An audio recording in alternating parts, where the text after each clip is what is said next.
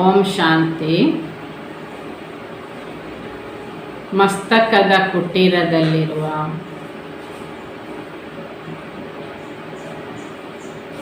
ನಿರಾಕಾರ ಬಿಂದು ಸ್ವರೂಪ ಆತ್ಮನನ್ನು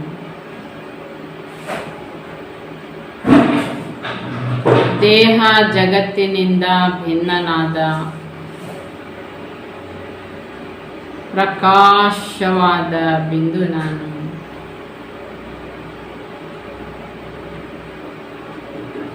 ಮಸ್ತಕದ ಕುಟೀರದಲ್ಲಿ ಪ್ರಕಾಶವಾಗಿರುವ ಬಿಂದು ನಾನು.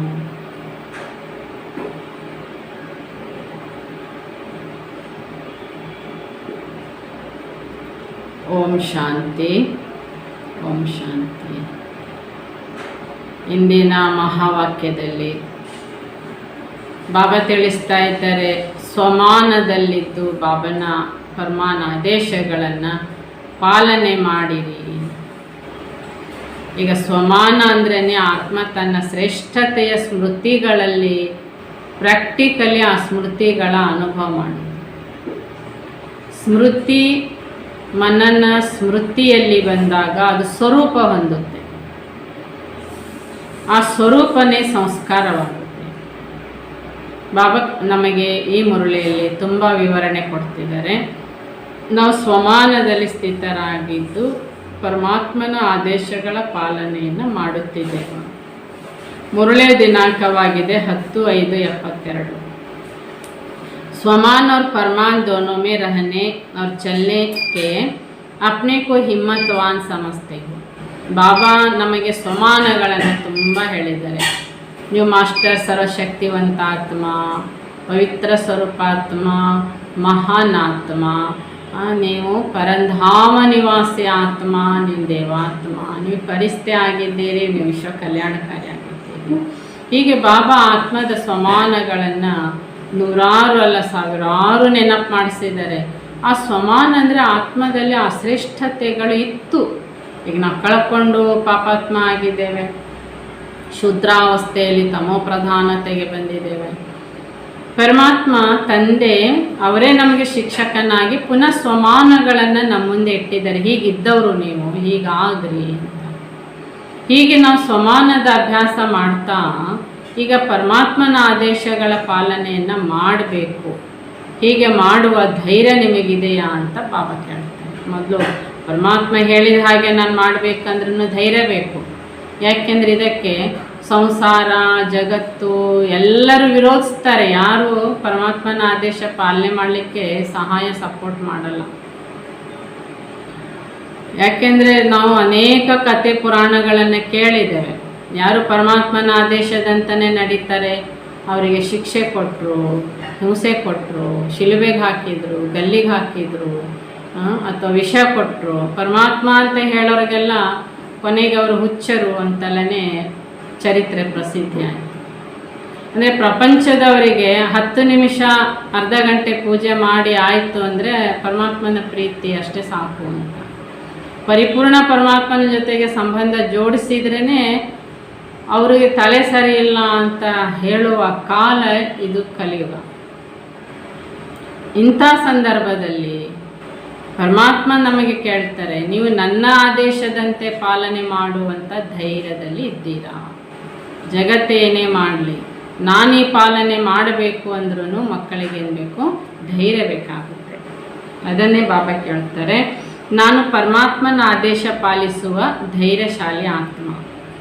स्वमान में भी सदा स्थित रहे और साथ साथ फरमान पर भी चलते चले. इन दोनों बातों में अपने को ठीक समझते हो. ಆತ್ಮನ ಸ್ವಮಾನದಲ್ಲಿರ್ಬೇಕು. ಪ್ರಥಮ ನಾನು ಪರಮಾತ್ಮನ ಮಗು. ಮೊದಲು ಸ್ವಮಾನ ನೆನ್ಪು ಮಾಡ್ಕೊಳ್ಳಿ.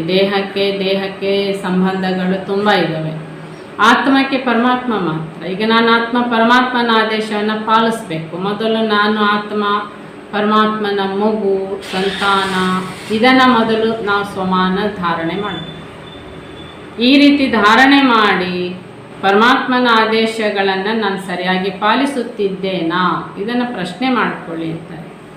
अगर स्वमान में स्थित नहीं रहते तो फरमान पर चलने में भी कोई कमी पड़ जाती है. ಒಂದು ವೇಳೆ ಪರಮಾತ್ಮನ ಆದೇಶಗಳಂದರೆ ಸ್ವಮಾನಗಳಲ್ಲಿ ನಾವು ಸ್ಥಿತರಾಗಲ್ಲ ಅಂದರೆ ಒಂದಿಲ್ಲ ಒಂದು ರೂಪದಿಂದ ಪರಮಾತ್ಮನ ಆದೇಶಗಳ ಉಲ್ಲಂಘನೆ ಆಗುತ್ತಲೇ ಇರ್ತದೆ. ಉದಾಹರಣೆಗೆ ತಗೊಳ್ಳಿ, ನಾವು ಅಮೃತ ವೇಳೆಯಲ್ಲಿ ಹೇಳ್ಬೇಕು ಅಂತ, ಅಮೃತ ವೇಳೆಯಲ್ಲಿ ಎದ್ದೇಳೋರೇ ಪರಮಾತ್ಮನ ಮಕ್ಕಳು, ಪರಮಾತ್ಮನವ್ರಿಗೋಸ್ಕರ ಭಾಗ್ಯ ವಿಧಾತ ಭಾಗ್ಯ ಕೊಡ್ಲಿಕ್ಕೇನೆ ಬರ್ತಾರೆ. ಪರಮಾತ್ಮನ ಮಕ್ಕಳು ಭಾಗ್ಯಶಾಲಿಗಳು, ಭಾಗ್ಯ ತಗೊಳ್ಳಿಕ್ಕೇನೆ ತಮ್ಮ ಜೋಳಿಗೆಯನ್ನು ತೆರೆದು ಕೂತಿರ್ತಾರೆ ಅಂತ. ಆ ಸಮಯದಲ್ಲಿ ನಮಗೆ ಎದ್ದೇಳಕ್ಕಾಗಲ್ಲ ಅಂದರೆ ಎದ್ದೇಳೋದು ಆತ್ಮ ಎದ್ದೇಳ್ತದ? ಶರೀರ ಮಲಗಿರ್ತದೆ, ಶರೀರವನ್ನು ಆತ್ಮ ಎಬ್ಬಿಸ್ಬೇಕಲ್ಲ. ಆತ್ಮ ನಿದ್ರಿಸುವುದಿಲ್ಲ, ಭಾಗ್ಯ ತಗೊಳ್ಳೋದು ಆತ್ಮ, ಭಾಗ್ಯಶಾಲಿ ಆತ್ಮ, ಭಾಗ್ಯವಿಧಾತ ತಂದೆ ಆತ್ಮಕ್ಕೆ ಭಾಗ್ಯ ಕೊಡ್ತಿರ್ಬೇಕು. ಅಂದರೆ ಇಲ್ಲಿ ನಾವು ಕಾರಣ ಹೇಳ್ತೇವೆ ನಮಗೆ ಎದ್ದೇಳಕ್ಕಾಗಲ್ಲ ಅಂತ. ಹಾಗಾದ್ರೆ ನೀವು ದೇಹ ಅಂತಲೇ ಭಾವಿಸಿದ್ದರಿಂದ ಎದ್ದೇಳಕ್ಕಾಗಲ್ಲ ಅಂತ ಉತ್ತರ ಬರ್ತದೆ. ಈ ಪ್ರಕಾರವಾಗಿ ಬಾಬಾ ನಮಗೆ ಬ್ರಾಹ್ಮಣ ಜೀವನಕ್ಕೆ ತುಂಬ ಸ್ವಮಾನಗಳನ್ನು ಕೊಟ್ಟಿದ್ದಾರೆ. ಈ ಒಂದೊಂದು ಸ್ವಮಾನಗಳ ಪಾಲನೆ ಮಾಡುವಂತಹ ಆತ್ಮಗಳಿಗೆ ಪರಮಾತ್ಮನಿಂದ ಆಯಾ ಸ್ವಮಾನಗಳ ಭಾಗ್ಯವು ಕೂಡ ಜೋಳಿಗೆ ತುಂಬುತ್ತಾ ಹೋಗ್ತದೆ. ಹೀಗೆ ಬಾಬಾ ಹೇಳ್ತಾ ಇದ್ದಾರೆ, ನಾವೀಗ ಪರಮಾತ್ಮನ ಆದೇಶ ಪಾಲಿಸ್ಬೇಕಾದ್ರೆ ಮೊದಲು ಸ್ವಮಾನದಲ್ಲಿರಬೇಕು. ಸ್ವಮಾನ ಇಲ್ಲ ಅಂದರೆ ನಾವು ಆದೇಶಗಳ ಪಾಲನೆ ಮಾಡಲ್ಲ. इसलिए दोनों बातों में अपने आप को यथार्थ रूप से स्थित करते हुए सदा ऐसी ಸ್ಥಿತಿ बनाना. ಹೀಗೆ ಮೊದಲು ಸ್ವಮಾನದ ಸ್ಥಿತಿಯನ್ನು ರೂಪಿಸ್ಕೋಬೇಕು. ಎರಡನೇ ಹಂತ ಪರಮಾತ್ಮನ ಆದೇಶಗಳನ್ನು ಪಾಲಿಸುವಂತಹ. ಅದಕ್ಕೆ ನಾವು ಸಂಪೂರ್ಣ ಭಕ್ತರೇ, ಪರಮಾತ್ಮನ ಮಾರ್ಗದರ್ಶನದಲ್ಲಿ ಇರೋರೇ ಅಂದರೆ ಆ ಲಕ್ಷಣಗಳನ್ನು ಅವ್ರು ಹಾಕ್ಕೊಂಡಿರ್ತಾರೆ. ಹಣೆಗೆ ತಿಲಕ, ಕೊರಳಿಗೆ ಮಾಲೆ, ಅದೇ ನಾವು ಪರಮ ಭಕ್ತರು ಅನ್ನುವಂಥ ಲಕ್ಷಣ ತೋರಿಸ್ಕೊತಾರಲ್ಲ. ಅದೇ ರೀತಿ ಬಾಬಾನೇ ಹೇಳ್ತಾ ಇದ್ದಾರೆ, ನೀವು ಪರಮಾತ್ಮನ ಆದೇಶದಲ್ಲಿ ಇರೋರು ಎಂದರೆ ಆ ಸ್ವಮಾನದಲ್ಲಿ ಮೊದಲಿರ್ತೀರಾ. ವರ್ತಮಾನ ಸಂಗಮ ಯುಗದಲ್ಲಿ ನಾವು ಬ್ರಾಹ್ಮಣ ಆತ್ಮಗಳು ಈ ಸ್ವಮಾನ ಸ್ಥಿತಿಯಲ್ಲಿದ್ದು ತಂದೆ ಆದೇಶಗಳ ಪಾಲನೆಯಲ್ಲಿರುವ ಮೊಟ್ಟ ಮೊದಲನೆಯ ಪರಿಪೂರ್ಣ ಆತ್ಮದ ಈ ಶ್ರೇಷ್ಠವಾದ ಸ್ಥಿತಿಯನ್ನು ನಾವು ತಲುಪಿದ್ದೇವಾ ಅಥವಾ ಈ ಸ್ಥಿತಿಯಲ್ಲಿ ಸ್ಥಿತರಾಗಿದ್ದೇವಾ. इस एक ही श्रेष्ठ स्वमान में स्थित होने से भिन्न भिन्न प्रकार के देहाभिमान स्वतः और सहज समाप्त हो जाते हैं. ನೋಡಿ, ದೇಹದ ಕಾಯಿಲೆಗಳು ಸಾಕಷ್ಟಿದ್ದಾವೆ. ದೇಹದ ಕಾಯಿಲೆಗಳು ಹಾಗೆ ದೇಹದಿಂದ ಬಂದಿರುವ ದೇಹಾಭಿಮಾನದಿಂದ ಬಂದಿರುವ ಕಾಯಿಲೆಗಳು ಆತ್ಮಕ್ಕೆ ಅವು ಬೇರೆ. ಪಂಚವಿಕಾರಗಳು ಕಾಮ, ಕ್ರೋಧ, ಲೋಭ, ಮೋಹ, ಅಹಂಕಾರ, ಈರ್ಷ್ಯೆ, ದ್ವೇಷ, ಅಸೂಯೆ ಇವೆಲ್ಲ ದೇಹಾಭಿಮಾನದಿಂದ ಆತ್ಮಕ್ಕೆ ಬಂದಿರುವ ಕಾಯಿಲೆಗಳು. ಎರಡನೇದಾಗಿ ಆತ್ಮ ತಾನು ಮಾಡಿದಂತಹ ಪಾಪಕರ್ಮಗಳಿಂದಾಗಿ ಆತ್ಮದ ಕರ್ಮಫಲ ಶರೀರಕ್ಕೆ ಬರುವ ಕಾಯಿಲೆಗಳು, ಮಾನಸಿಕವಾಗಿರ್ಬೋದು ದೈಹಿಕವಾಗಿರ್ಬೋದು. ಅದು ಭೋಗಿಸ್ತಾ ಇರೋದು ಎರಡು ರೀತಿಯಿಂದ ಆತ್ಮನೇ ಭೋಗಿಸ್ತಾ ಇರೋದು. ಇದು ಎರಡೂ ರೀತಿಯ ಶಿಕ್ಷೆ ಬರಲಿಕ್ಕೆ ಕಾರಣ ಆತ್ಮ ತನ್ನತನವನ್ನು ಮರೆತು ಮಾಡಿರುವ ಕರ್ಮಫಲಗಳು. ಈಗ ಈ ಎರಡೂ ಪ್ರಕಾರ ಕರ್ಮವನ್ನು ಗೆಲ್ಲಬೇಕಾದ್ರೆ ಬಾಬಾ ನಮಗೆ ಒಂದು ಯುಕ್ತಿಯನ್ನು ಕೊಡ್ತಿದ್ದಾರೆ. ನೀವು ಆತ್ಮ ಸ್ವಮಾನದಲ್ಲಿರುವ ಪುರುಷಾರ್ಥ ಅಂದರೆ ಸತತ ಪ್ರಯತ್ನ ನಾವು ಮಾಡಬೇಕು. ಈಗ ಒಂದು ಶಾರೀರಿಕ ಕಾಯಿಲೆಯನ್ನು ಗುಣಪಡಿಸ್ಕೊಳ್ಳಿಕ್ಕಾಗಿ ಡಾಕ್ಟ್ರ್ ಹತ್ರ ಹೋಗ್ತೇವೆ. ಅವ್ರು ಹೇಳಿದ ಅನುಸಾರವಾಗಿ ನಾವು ಎಷ್ಟು ಗಂಟೆಗೆ ಯಾವ್ಯಾವ ಮಾತ್ರೆ ತಗೊಳ್ಬೇಕು, ಎಷ್ಟು ವರ್ಷ ತಗೊಳ್ಬೇಕು, ಇದು ಅವ್ರು ಹೇಳಿದಂತೆ ಮಾಡ್ತಾ ಹೋಗ್ತೇವೆ. ಯಾಕೆಂದರೆ ನಮಗೆ ಆ ಕಾಯಿಲೆಯಿಂದ ಗುಣಮುಖರಾಗಬೇಕೆಂಬುದಿರ್ತದೆ. ಅದೇ ರೀತಿಯಾಗಿ ಭವರೋಗ ವೈದ್ಯ, ಆತ್ಮಗಳ ವೈದ್ಯ ಪರಮಾತ್ಮನು ಆತ್ಮಕ್ಕೆ ಅಂಟಿರುವ ಅನೇಕ ಜನ್ಮಗಳ ಪಾಪಕರ್ಮಗಳ ಹಾಗೂ ಪಂಚವಿಕಾರದ ರೋಗದಿಂದ ಮುಕ್ತರಾಗುವಂತಹ ಈ ಮುಕ್ತ ಮಾಡಲಿಕ್ಕಾಗಿ ಈ ವೈದ್ಯನ ನಮಗೆ ಆತ್ಮಕ್ಕೆ ಮೆಡಿಸಿನ್ ಕೊಡ್ತಾ ಇದ್ದಾರೆ, ಮದ್ದು ಕೊಡ್ತಾ ಇದ್ದಾರೆ. ಅದಾಗಿದೆ ರಾಜಯೋಗದ ಮೂಲಕ ಆತ್ಮಕ್ಕೆ ಪ್ರಥಮ ಮಾತ್ರೆಗಳಂದರೆ ಸ್ವಮಾನಗಳು. ಈ ಮಾತ್ರೆಗಳು ತಗೋಬೇಕು. ನಾವು ಮೊದಲೇ ಮಾತ್ರೆ ತಗೋಬೇಕು. ಮತ್ತು ಎರಡನೇ ಹಂತ, ಮೂರನೇ ಹಂತದ ಮಾತ್ರೆಗಳು ಬೇರೆ ಬೇರೆ ಇರ್ತವೆ. ಇವೆಲ್ಲ ಪರ್ಫೆಕ್ಟಾಗಿ ಮಾತ್ರೆ ತಗೊಂಡ್ಮೇಲೆ ಕಾಯಿಲೆ ಗುಣ ಆಗ್ತಾ ಇದೆ ಅಂದಾಗ ಮಾತ್ರೆಗಳ ಒಂದು ಡೋಸಸ್ಸನ್ನು ಕಮ್ಮಿ ಮಾಡ್ತಾ ಬರ್ತಾರೆ, ಕೊನೆಗೆ ನಿಲ್ಲಿಸ್ತಾರೆ. ಹಾಗೆಯೇ ಆತ್ಮಗೆ ಪರಿಪೂರ್ಣವಾದಂಥ ಫುಲ್ ಡೋಸ್ ತಗೊಳ್ಬೇಕು, ಸಮಾನಗಳ ಫುಲ್ ಡೋಸ್ ತಗೋಬೇಕು. ಅದು ಇಲ್ಲ ಅಂದರೆ ಪರಮಾತ್ಮನ ಯಾವ ಮಾತು ಕಾರ್ಯರೂಪದಲ್ಲಿ ತರೋದಕ್ಕೆ ತಲೆಯಲ್ಲಿ ಹೋಗೋದೇ ಇಲ್ಲ, ಏನೂ ಅರ್ಥ ಆಗಲ್ಲ ಜ್ಞಾನ ಅಂತಲೇ ಹೇಳ್ತಾರೆ. ಯಾಕೆಂದರೆ ಆತ್ಮ ಮೊದಲನೇ ಡೋಸಿಗೆ ತಗೊಳ್ತಾ ಇಲ್ಲ, ಮೊದಲೇ ಮಾತ್ರನೇ ತಗೊಳ್ತಾ ಇಲ್ಲ ಅಂದರೆ ಸ್ವಮಾನದಲ್ಲಿನೇ ಇಲ್ಲ ಆತ್ಮ. ಈಗ ಚೆಕ್ ಮಾಡ್ಕೊಳ್ಳಿ, ನೀವು ಆತ್ಮ ಸ್ವಮಾನದಲ್ಲಿದ್ದೀರಾ, ಈ ಸ್ವಸ್ಥಿತಿಯಲ್ಲಿ ಉಪಸ್ಥಿತರಿದ್ದೀರಾ. तो इस एक ही श्रेष्ठ स्वमान में स्थित होने से भिन्न भिन्न प्रकार के देहाभिमान स्वतः सहज समाप्त हो जाते हैं. ಹೀಗೆ ಒಂದು ಶ್ರೇಷ್ಠವಾದ ಸ್ವಮಾನದಲ್ಲಿ ಸ್ಥಿತರಾಗುವುದರಿಂದ ಭಿನ್ನ ಭಿನ್ನ ಪ್ರಕಾರದ ದೇಹಾಭಿಮಾನದ, ಬಾಬಾ ಹೇಳ್ತಿದ್ದಾರೆ, ದೇಹಾಭಿಮಾನದ ಈ ದುರ್ಗಂಧ ದುರ್ಗುಣಗಳು ಸಹಜವಾಗಿ ಸಮಾಪ್ತಿಯಾಗುತ್ತವೆ. ಹೀಗೆ ಬಾಬಾ ಹೇಳ್ತಾರೆ, भिन्न भिन्न प्रकार के देहाभिमान समाप्त हो जाते तो कहाँ कहाँ सर्विस करते करते वह अपने पुरुषार्थ में चलते चलते बहुत छोटी सी एक शब्द की गलती कर देते हैं, जिससे ही फिर सारी गलतियाँ हो जाती हैं. ಹೀಗೆ ನಾವು ಸೇವಾ ಕ್ಷೇತ್ರದಲ್ಲಿರ್ಬೋದು, ಪುರುಷಾರ್ಥದಲ್ಲಿರ್ಬೋದು, ಮಾಡ್ತಾ ಮಾಡ್ತಾ ಮುಂದೆ ಸಾಗ್ತಾ ಇದ್ದ ಹಾಗೆ ಚಿಕ್ಕದೊಂದು ಶಬ್ದದ ತಪ್ಪು ಮಾಡಿಬಿಡ್ತೇವೆ. ಆ ಒಂದು ತಪ್ಪಿನಿಂದ ಅನೇಕ ತಪ್ಪುಗಳಾಗಲಿಕ್ಕೆ, ಅನೇಕ ಕರ್ಮಗಳಾಗಲಿಕ್ಕೆ ಆರಂಭ ಆಗುತ್ತೆ. तो सर्व गलतियों का बीज एक शब्द ही कमजोरी है, वह कौन सा शब्द? ಹೀಗೆ ಸರ್ವ ಪ್ರಕಾರದ ಪಾಪಕರ್ಮಗಳ ಅಥವಾ ತಪ್ಪುಗಳ ಒಂದೇ ಒಂದು ಪ್ರಯತ್ನ ಅಥವಾ ದುರ್ಗುಣ ಅಥವಾ ಒಂದೇ ಒಂದು ತಪ್ಪು ನಮ್ಮಿಂದ ಒಂದು ಶಬ್ದದ ತಪ್ಪಾಗಿರ್ತದೆ. ಅದು ಯಾವುದು? ಸ್ವಮಾನ್ ಸೆ ಸ್ವ ಶಬ್ದ ನಿಕಾಲ್ ದೇತೆ. ಸ್ವಮಾನ, ಈ ಸ್ವಮಾನ ಶಬ್ದದಿಂದ ಏನು ಮಾಡ್ತೇವೆ, ಅಲ್ಲಿ ಸ್ವ ಎಂಬ ಶಬ್ದವನ್ನು ಮೈನಸ್ ಮಾಡಿಬಿಡ್ತೇವೆ. ಅಲ್ಲಿ ಮಾನ್ ಅಹಂಕಾರದಲ್ಲಿ ಬಂದ್ಬಿಡ್ತೇವೆ. ನನಗೆಲ್ಲ ಗೊತ್ತಾಯಿತು, ನಾನೆಲ್ಲ ಕಲಿತೆ, ನನಗೆಲ್ಲ ಮಾಡಲಿಕ್ಕಾಗುತ್ತೆ, ನಾನೇ ಸರಿ ಇದ್ದೇನೆ, ನಾನೆಲ್ಲ ಮಾಡ್ತಿರೋದು ಸರಿ ಅನ್ನುವಂತಹ ಅಹಂಕಾರ ಬಂದ್ಬಿಡುತ್ತೆ. तो स्वमान को भूल जाते हैं, मान में आने से फरमान भूल जाते हैं. ಹೀಗೆ ಸ್ವಮಾನ ಮರೆತಾಗ ಅಹಂಕಾರದಲ್ಲಿ ಬಂದು ಪರಮಾತ್ಮನ ಆದೇಶಗಳನ್ನು ಮರ್ತೆ ಬಿಡ್ತಾರೆ. ಸ್ವಮಾನ್ में स्थित रहो तो मान में आने से फरमान खत्म हो गया ना. ಸ್ವಮಾನದಲ್ಲಿ ಸ್ಥಿತರಾಗ್ರಿ ಅಂತ ಪಾಪ ರಿಕ್ವೆಸ್ಟ್ ಮಾಡ್ತಾರೆ. ಹೇಗೆ ನೋಡಿ, ನಿಮ್ಗೆ ಅನುಭವ ಇದೆ, ನಾವೀಗ ದೇಹಾಭಿಮಾನದಲ್ಲಿ ಬಂದದ್ದರಿಂದ ಪರಮಾತ್ಮನ ಆದೇಶಗಳೆಲ್ಲ ಉಲ್ಲಂಘನೆ ಆಯಿತು ತಾನೆ. इसी एक शब्द की गलती होने से अनेक गलतियाँ हो जाती हैं.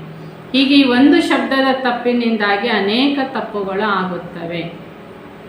फिर मान में आकर बोलना, चलना, करना सभी बदल जाता है. सिर्फ एक शब्द कट होने से जो वास्तविक स्टेज है उससे कट हो जाते हैं. ಹೀಗೆ ಈ ಒಂದು ಶಬ್ದ ವಾಸ್ತವಿಕವಾಗಿ ಕಟ್ ಆಯಿತು ಅಂದರೆ ನೋಡಿ, ಆತ್ಮ ತನ್ನ ಸರ್ವ ಪ್ರಕಾರದ ಶ್ರೇಷ್ಠ ಸ್ಥಿತಿಗಳನ್ನೇ ಕಟ್ ಮಾಡ್ಕೊಂಡ್ಬಿಡ್ತದೆ. ಮತ್ತು ಎಷ್ಟು ಪ್ರಯತ್ನ ಮಾಡ್ತಾರೆ ಅವರು, ಮತ್ತು ಸ್ವಮಾನದಲ್ಲಿ ಕೂತ್ಕೊಳ್ಳಿಕ್ಕೆ ಬರೀತಾರೆ, ಓದ್ತಾರೆ, ಹೇಳ್ತಾರೆ, ಏನೆಲ್ಲ ಮಾಡಿದ್ರೂ ಒಮ್ಮೆ ದೇಹಾಭಿಮಾನ ಬಂತು, ಸ್ವಶಬ್ದ ಕಳ್ಕೊಂಡ್ಮೇಲೆ ಪುನಃ ಆ ಸ್ಥಿತಿಗೆ ಬರಲಿಕ್ಕೆ ಹೆಚ್ಚು ಡೋಸ್ ತಗೊಳ್ಬೇಕಾಗುತ್ತೆ, ಹೆಚ್ಚು ಪ್ರಯತ್ನ ಮಾಡಬೇಕಾಗುತ್ತೆ. तो उसकी रिजल्ट यह निकलती है कि जो मेहनत ज़्यादा और प्रत्यक्ष फल कम निकलता. ಇದರ ರಿಸಲ್ಟ್ ಏನು ಬಂದ್ಬಿಡುತ್ತದೆ, ಪರಿಶ್ರಮ ಜಾಸ್ತಿ ಆಗುತ್ತೆ ಮತ್ತು ಪ್ರತ್ಯಕ್ಷ ಫಲ ಕಮ್ಮಿ ಆಗುತ್ತೆ. ಆಗ ಹೇಳ್ತಾರೆ, ನಾನು ಯಾವಾಗಲೂ ಸ್ವಮಾನದಲ್ಲೇ ಇರ್ತೇನೆ ಆದರೆ ಅನುಭವ ಆಗಲ್ಲ, ನಾನು ಯಾವಾಗಲೂ ಸ್ವಮಾನ ಬರಿತೇನೆ, ಓದ್ತೇನೆ, ಆದರೆ ನನಗೆ ಅದರ ಪ್ರತಿಫಲ ಅನುಭವಕ್ಕೆ ಬರಲ್ಲ, ಕಾಣುವುದಿಲ್ಲ ಅನ್ನೋಂಥ ಕಂಪ್ಲೇಂಟ್ ಬ್ರಾಹ್ಮಣ ಮಕ್ಕಳಲ್ಲಿದೆ. तो सफलता मूर्त बनना चाहिए, वह नहीं बन पाते, और सफलता मूर्त बनने के कारण वह सफलता प्राप्त न होने के कारण फिर उसकी रिजल्ट क्या होती है. ಹೀಗೆ ಸಫಲತಾ ಮೂರ್ತಿಗಳಾಗದೇ ಇರುವ ಕಾರಣದಿಂದ ಅಥವಾ ಸಫಲತಾ ಮೂರ್ತಿ ಆಗದೇ ಇರುವ ಕಾರಣದಿಂದ, ಸಫಲತೆ ಪ್ರಾಪ್ತಿ ಆಗದೇ ಇರುವ ಕಾರಣದಿಂದ ಅದರ ರಿಸಲ್ಟ್ ಏನಾಗ್ಬಿಡುತ್ತೆ, ಮೆಹನತ್ ಬಹುತ್ ಕರ್ತೆ ಕರ್ತೆ ಚಲ್ತೆ ಚಲ್ತೆ ಥಕ್ ಜಾತೆ. ಹೀಗೆ ಮಕ್ಕಳು ಪರಿಶ್ರಮ ಮಾಡ್ತಾರೆ, ತುಂಬ ಸಮಯದಿಂದ ಪರಿಶ್ರಮ ಮಾಡಿ ಕೊನೆಗೆ ಸುಸ್ತಾಗ್ಬಿಡ್ತಾರೆ. ನಾನು ಎಷ್ಟು ವರ್ಷ ಆಯಿತು ಪುರುಷಾರ್ಥ ಮಾಡ್ತಾ ಇದ್ದು ಅಂತೆಲ್ಲ ಹೇಳ್ತಾರೆ. तो उल्लास कम होते होते आलस्य आ जाता है, और जहाँ आलस्य आ गया वहाँ उनके अन्य साथी भी सहज ही आ जाते हैं. ಹೀಗೆ ಉಲ್ಲಾಸ ಕಮ್ಮಿ ಆಗುತ್ತೆ. ನಾನು ಎಷ್ಟು ವರ್ಷದಿಂದ ಪ್ರಯತ್ನ ಮಾಡ್ತಿದ್ದೇನೆ, ಉಲ್ಲಾಸ ಕಮ್ಮಿ ಆಗೋದ್ರಿಂದ ಆಲಸ್ಯ ಬರುತ್ತೆ. ಎಲ್ಲಿ ಆಲಸ್ಯ ಬರ್ತದೆ ಅಲ್ಲಿ ಅನೇಕ ಪ್ರಕಾರದ ಅದರ ಜೊತೆಗಾರರು ಸೇರ್ಕೊಂಡ್ಬಿಡ್ತಾರೆ. ಆಲಸ್ಯ अपने सर्व साथियां सहित आता है, ಅಕೆಲನೇ नहीं आता.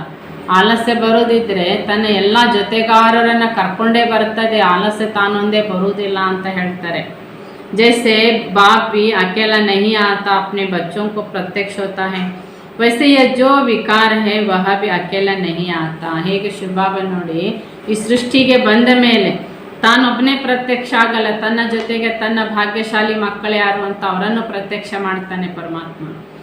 ಅದೇ ರೀತಿಯಾಗಿ ಆಲಸ್ಯ ತಾನು ಒಂದೇ ಬರುವುದಿಲ್ಲ, ತಾನು ಬರುವಾಗ ತನ್ನ ಜೊತೆಗೆ ಉಳಿದ ವಿಕಾರಗಳನ್ನು ಕೂಡ ಕರ್ಕೊಂಡೇ ಬರುತ್ತೆ. इसलिए फिर विकार रूपी प्रवेशता होने से कई फरमान उल्लंघन करने के कारण स्थित हो जाती है. ಹೀಗೆ ಆಲಸ್ಯ ಬರುವುದರಿಂದ ಅನೇಕ ವಿಕಾರಗಳು ಪ್ರವೇಶತೆ ಆಗುವುದರಿಂದ ಬಾಬನ ಆದೇಶಗಳ ಉಲ್ಲಂಘನೆ ಸುಲಭವಾಗಿ ಆಗಿಬಿಡ್ತವೆ. कोई न कोई बात का अरमान रह जाता है, न स्वयं संतुष्ट रहते न दूसरों को संतुष्ट कर पाते. ಹೀಗೆ ಬಾಬನ ಆದೇಶಗಳ ಉಲ್ಲಂಘನೆ ಮಾಡುವುದರಿಂದ ಒಂದು ಸ್ವಮಾನ ಹೋಯಿತು, ಇದರಿಂದ ಆಲಸ್ಯದ ಮಕ್ಕಳು ಪ್ರವೇಶ ಆದವು, ಇದರಿಂದಾಗಿ ಪರಮಾತ್ಮ ಆದೇಶಗಳ ಉಲ್ಲಂಘನೆ ಆಗ್ತಾ ಹೋಯಿತು. ಆ ಉಲ್ಲಂಘನೆ ಜೊತೆಗೆ ಅಲ್ಪ ಸ್ವಲ್ಪ ಆಸೆಗಳು, ದೇಹದ ಪ್ರತ್ಯಾದ ಆಸೆಗಳು ಬಾಕಿ ಉಳ್ಕೊಂಡ್ಬಿಡ್ತವೆ, ಉತ್ಪನ್ನ ಆಗ್ತವೆ, ಆಸೆಗಳು ಈಡೇರೋದಿಲ್ಲ. ಹೀಗಾಗಿ ಸ್ವಯಂ ತಾನೂ ಸಂತುಷ್ಟ ಇರಲ್ಲ, ಅನ್ಯರನ್ನು ಸಂತುಷ್ಟರಾಗಿರಲಿಕ್ಕೆ ಬಿಡೋದಿಲ್ಲ. ಎಲ್ಲರ ಜೊತೆಗೂ ಇದೇ ಪ್ರಕಾರದ ವಾದ ವಿವಾದ, ಮನಸ್ತಾಪಗಳು, ಈರ್ಷ್ಯೆ, ದ್ವೇಷ ಇವು ಆರಂಭ ಆಗುತ್ತೆ. ಸಿರ್ಫ್ ಏಕ್ ಶಬ್ದ ಕಟ್ ಕರ್ನೆಗೆ ಕಾರಣ ನೋಡಿ, ಒಂದೇ ಒಂದು ಸ್ವ ಶಬ್ದ ಕಟ್ ಮಾಡುವುದರಿಂದ ಇಷ್ಟು ನಷ್ಟ ಸಂಗಮಯುಗದಲ್ಲಿ ಆಗ್ತದೆ. इसलिए कभी भी अपने उन्नति का जो प्रत्यक्ष करते हो वह सर्विस का कोई भी प्लान बनाकर प्रैक्टिकल में ले आते हो तो प्लान बनाने प्रैक्टिकल में लाने समय भी पहले अपने स्वमान की स्थिति में स्थित हो, फिर कोई भी प्लान बनाओ प्रैक्टिकल में लाओ. ಹೀಗೆ ಬಾಬಾ ತಿಳಿಸ್ತಾ ಇದ್ದಾರೆ, ನೀವು ಪುರುಷಾರ್ಥದ ವಿಷಯದಲ್ಲಿರ್ಬೋದು, ಸೇವೆಯ ವಿಷಯದಲ್ಲಿರ್ಬೋದು, ಏನು ಪ್ಲ್ಯಾನ್ ಮಾಡ್ತೀರಿ ಅದನ್ನು ಪ್ರಾಕ್ಟಿಕಲಿ ತರುವ ಪೂರ್ವದಲ್ಲಿ ಮೊದಲು ನಿಮ್ಮ ಸ್ವಮಾನದಲ್ಲಿ ಸ್ಥಿತರಾಗಿದ್ದು ನಂತರ ಪುರುಷಾರ್ಥ ಮತ್ತು ಸೇವೆಯ ಬಗ್ಗೆ ನೀವು ಪ್ರಾಕ್ಟಿಕಲಿ ಪ್ಲ್ಯಾನನ್ನು ಮಾಡಿರಿ. ಪ್ಲ್ಯಾನ್ ಮಾಡಿ ನಂತರ ಪ್ರಾಕ್ಟಿಕಲಿ तन्नीरी. तो स्थिति को छोड़कर प्लान नहीं बनाओ. अगर स्थिति को छोड़कर प्लान बनाते हो तो क्या हो जाता है, ನೀವು ಸ್ಥಿತಿಯನ್ನು ಬಿಟ್ಟು ಪ್ಲ್ಯಾನ್ ಮಾಡಬೇಡಿ ಅಂತ ಹೇಳ್ತಾರೆ. ಸ್ಥಿತಿಯನ್ನಂದರೆ ಸ್ವಮಾನ ಬಿಟ್ಟು ಪ್ಲ್ಯಾನ್ ಮಾಡಿದರೆ ಏನಾಗುತ್ತೆ, उसमें कोई शक्ति नहीं रहती. फिर शक्ति उस प्लान का प्रैक्टिकल में क्या प्रभाव रहेगा. ಅಲ್ಲಿ ಅವರು ಸ್ವಮಾನದ ಸ್ಥಿತಿಯಲ್ಲಿ ಇಲ್ಲದೇನೆ ಅಲ್ಲಿ ಪುರುಷಾರ್ಥದ ಸೇವೆಯ ಪ್ಲ್ಯಾನ್ ತುಂಬ ಹೇಳ್ತಾ ಹೋಗ್ತಾರೆ, ಆದರೆ ಯಾರಿಗೂ ಮಾಡುವ ಉತ್ಸಾಹ ಬರುವುದಿಲ್ಲ. ಪ್ರಾಕ್ಟಿಕಲಿ ಸ್ವಮಾನ ಇಲ್ಲದೆ ಇರುವುದರಿಂದ ಅಲ್ಲಿ ಸೇವೆ ಮತ್ತು ಪುರುಷಾರ್ಥದಲ್ಲಿ ಏನಾಗುತ್ತೆ, ಪ್ರಭಾವಶಾಲಿಯಾಗಿ ಇರುವುದಿಲ್ಲ. तो सर्विस तो खूब करते हो, विस्तार बहुत कर लेते हो, लेकिन बीच बीच अवस्था को छोड़ देते हो. ಸೇವೆ ತುಂಬ ಮಾಡ್ತಾ ಇದ್ದೀರಿ, ವಿಸ್ತಾರ ತುಂಬ ಇದೆ, ಆದರೆ ಮಧ್ಯ ಮಧ್ಯದಲ್ಲಿ ನಮ್ಮ ಸ್ವಮಾನ ಬಿಟ್ಟು ಹೋಗಿರುತ್ತೆ. विस्तार में जाने से सार निकाल देते, इसलिए अब सार को नहीं निकालो. ಅದಕ್ಕೆ ವಿಸ್ತಾರದಲ್ಲಿ ಹೋಗೋದರಿಂದ ಏನಾಗುತ್ತೆ, ಆತ್ಮದ ಸ್ವಮಾನ ಸಾರ ಬಿಟ್ಬಿಟ್ಟಿರ್ತೇವೆ. ಅಯ್ಯೋ ಬಿಜಿ ಇದ್ದೇವೆ ಸೇವೆಯಲ್ಲ, ದೇಹದ ವಿಷಯಗಳಲ್ಲೇ ಬಿಜಿ ಆಗಿಬಿಡ್ತೇವೆ, ಹೇಳೋದು ಸೇವೆಯಲ್ಲಿ ಬಿಜಿ ಇದ್ದೇವೆ. तो विस्तार को सामान्य अर्थात सार रूप बनने नहीं आता है. ಹೀಗೆ ಬಾಬಾ ಹೇಳ್ತಾರಲ್ಲ, ವಿಸ್ತಾರವನ್ನು ಸಾರ ರೂಪದಲ್ಲಿ ತನ್ನಿ ಅಂತ. ಮಕ್ಕಳಿಗೆ ವಿಸ್ತಾರದಲ್ಲೇ ಹೋಗೋ ಅಭ್ಯಾಸ ಆಗಿಬಿಟ್ಟು ಸಾರ ರೂಪದಲ್ಲಿ ಬರುವಂತಹ प्रैक्टिस ಇಲ್ಲ ಅಂತಾಗಿದೆ. तो क्वांटिटी में चले जाते लेकिन अपनी क्वालिटी नहीं निकालते. अपनी स्थिति में भी संकल्प की क्वांटिटी है. ಹೀಗೆ ಕ್ವಾಂಟಿಟಿಯಲ್ಲಿ ಬರೋದರಿಂದಾಗಿ ತಮ್ಮ ಕ್ವಾಲಿಟಿಯನ್ನು ಮರೆತೇ ಬಿಡ್ತಾರೆ. ಈ ಪ್ರಕಾರವಾಗಿ ತಮ್ಮ ಸಂಕಲ್ಪಗಳಲ್ಲಿ ಕೂಡ, ಆತ್ಮ ಸಂಕಲ್ಪಗಳಲ್ಲಿ ಕೂಡ ಕ್ವಾಂಟಿಟಿ ಅಂದರೆ ಎಂದಿಗೂ ತನ್ನ ಬಗ್ಗೆ ದುರಾಸೆ, ಆಸೆ, ನಿರಾಸೆ, ವ್ಯರ್ಥ ಅನರ್ಥ, ವಿಕಲ್ಪ, ವಿಕಾರದ ಸಂಕಲ್ಪಗಳೇ ಮಾಡ್ತಿರ್ತಾರೆ. ಅಲ್ಲಿ ಸ್ವಮಾನ ಮಾಡಲಿಕ್ಕೆ ಅವ್ರು ಏನು ಪ್ರಯತ್ನ ಪಟ್ರು ಪ್ರಾಕ್ಟೀಸ್ ಬಹು ಸಮಯದಿಂದ ಏನಿದೆ ಕ್ವಾಂಟಿಟಿ ಸಂಕಲ್ಪಗಳು. इसलिए सर्विस की रिजल्ट में भी क्वांटिटी है, क्वालिटी नहीं. सारे झाड़ रूपी विस्तार में एक बीज ही ಪವರ್ಫುಲ್ होता है ना. ಹೀಗೆ ಸೇವೆಯ ವಿಸ್ತಾರ ಸಾಕಷ್ಟು ಇರ್ತದೆ, ಅದರ ರಿಸಲ್ಟ್ ಮಾತ್ರ ಕ್ವಾಂಟಿಟಿ ಆಗಿರುತ್ತೆ. ಅದಕ್ಕೆ ಬಾಬಾ ಹೇಳ್ತಾರೆ, ಈಗ ಮೊದಲು ಸ್ವಸ್ಥಿತಿ ಕ್ವಾಲಿಟಿ ಮಾಡಿಕೊಳ್ಳಿ, ವಿಸ್ತಾರದಲ್ಲಿ ಹೋಗಬೇಡಿ, ಸಾರ ರೂಪ ಬೀಜ ರೂಪದಲ್ಲಿ ನೀವು ಉಪಸ್ಥಿತರಾಗಿರಿ. ऐसे ही क्वांटिटी के बीज में एक भी क्वालिटी वाला है तो वह विस्तार में बीज रूप को समान है. ಹೀಗೆ ಕ್ವಾಂಟಿಟಿ ಬೀಜ ರೂಪವನ್ನು ಬಿಟ್ಟು ಕ್ವಾಲಿಟಿಯಲ್ಲಿ ತರಬೇಕು ಅಂದರೆ ವಿಸ್ತಾರವನ್ನು, ಸಾರ ರೂಪ ಅಂದರೆ ಬೀಜ ರೂಪದಲ್ಲಿ ನಾವು ಉಪಸ್ಥಿತ ಆಗಬೇಕು. क्वालिटी की सर्विस करते हो, विस्तार में जाने से वह दूसरों का कल्याण करते करते अपना कल्याण तो नहीं भूल जाते. ನೀವು ವಿಸ್ತಾರದಲ್ಲಿ ಸೇವೆ ತುಂಬ ಮಾಡ್ತಾ ಇದ್ದೀರಿ, ಅನ್ಯರ ಸೇವೆ ಮಾಡ್ತಾ ಮಾಡ್ತಾ ಸ್ವಕಲ್ಯಾಣವನ್ನು ಮರೀತಿಲ್ಲ ತಾನೇ. जब दूसरों के प्रति जास्ती अटेंशन देते हो तो अपने अंदर जो अटेंशन चलता है उनको नहीं देखते हो. ಅನ್ಯರ ಕಲ್ಯಾಣದ ಪ್ರತಿಯಾಗಿ ಅವರಿಗೆ ಅಟೆನ್ಷನ್ ಕೊಡಲಿಕ್ಕಾಗಿ ನೀವು ನಿಮ್ಮ ಪ್ರತಿ ಟೆನ್ಷನ್ನಲ್ಲಿಲ್ಲ ತಾನೇ. पहले अपने टेंशन पर अटेंशन दो, फिर विश्व में जो अनेक प्रकार के टेंशन है उनको खलास कर सकेंगे. ಮೊದಲು ನಮ್ಮ ಒಳಗೆ ನಡೀತಿರುವ ಟೆನ್ಷನಿಗೆ ಅಟೆನ್ಷನ್ ಕೊಡಬೇಕು. ನಂತರ ವಿಶ್ವದಲ್ಲಿ ಏನೆಲ್ಲ ಟೆನ್ಷನ್ ನಡೀತಾ ಇದೆ ಅದಕ್ಕೆ ಅಟೆನ್ಷನ್ ಕೊಡಲಿಕ್ಕಾಗುತ್ತೆ. पहले अपने आप को देखो, अपनी सर्विस फर्स्ट, अपनी सर्विस की तो दूसरों की सर्विस स्वतः हो जाती है. ಹೀಗೆ ಮೊದಲು ನಾವು ನಮ್ಮನ್ನು ನೋಡ್ಕೊಳ್ಬೇಕಾಗಿದೆ. ಹೀಗೆ ನಮ್ಮ ಸೇವೆ ಪ್ರಥಮ, ನಂತರ ಅನ್ಯರ ಸೇವೆ ತಾನಾಗಿ ಆಗುತ್ತೆ ಅಂತಾರೆ ಬಾಬಾ. ಲೈಟ್ ತಾನು ಬೆಳಗಿದ್ರೆ ತಾನೇ ಎಲ್ಲ ಕಡೆಗೂ ಬೆಳಕು, ತಾನೇ ಕತ್ಲಲ್ಲಿದ್ದರೆ ಆ ಲೈಟಿಗೆ ಬೆಳಕು ಯಾರು ಕೊಡ್ತಾರೆ? ಹಾಗೆ ನಾವು ಆತ್ಮ ಮೊದಲು ಸ್ವಸ್ಥಿತಿಯಲ್ಲಿ, ಸ್ವಪುರುಷಾರ್ಥದಲ್ಲಿ, ಸ್ವ ಉನ್ನತಿಯಲ್ಲಿ ಆತ್ಮ ತನ್ನ ಸ್ವಶ್ರೇಷ್ಠ ಸ್ಥಿತಿಯ ಅನುಭವದಲ್ಲಿ ಆತ್ಮ ಇರಬೇಕು. ಇದೇ ಪ್ರಕಾಶ ಅನೇಕರಿಗೂ ತಲುಪುತ್ತೆ.